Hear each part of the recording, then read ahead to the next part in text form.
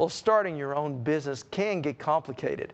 Yet one small business startup expert says most entrepreneurs make a common mistake, trying to do too much on their own.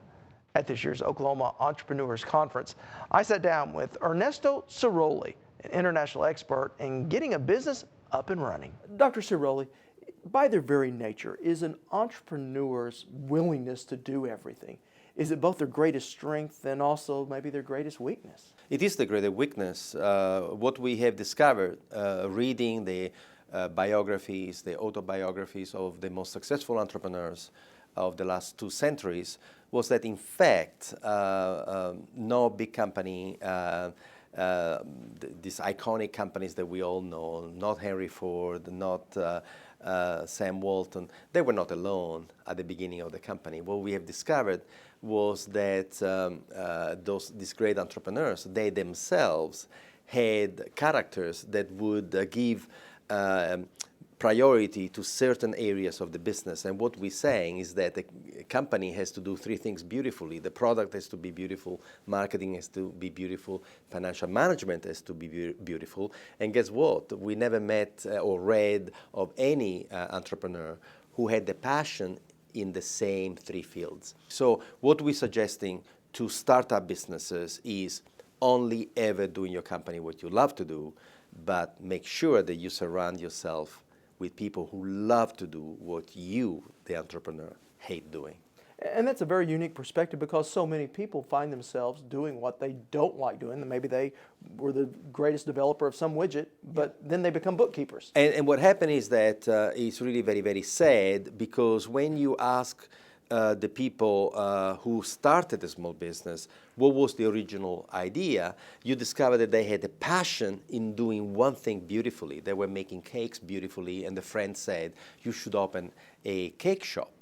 And 12 months later, this poor woman hates making cakes because now she doesn't have the time to make beautiful cakes because she has to make many varieties of cakes every day.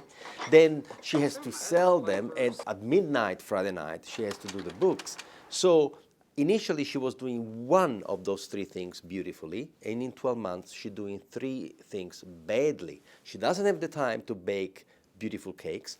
She's doing marketing badly and financial management in a horrible way. And what we are saying is, don't do that. Form your team before you open up the shop. People say, but I don't have the money. And we said, whoever mentioned money? You know, find somebody to sell on a commission basis, find a retired accountant in your family, in your community, and beg them to help you. Form the team before you start risking your house and your collateral, before you indebt yourself, before you put thousands of dollars on your credit cards.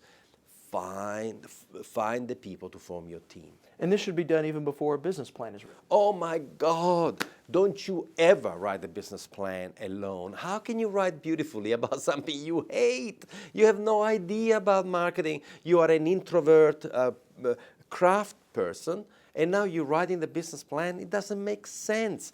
So our approach is really, before you do anything, find a team. It is the team that writes the business plan, like in the real corporate world.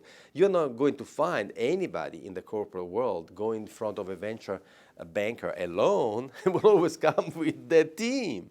So there is a technique called management that we believe is still floating in the corporate, in the large companies, but has not reached the grassroots. Dr. Sirolli, thank you so much. Thank you very much. Thank you.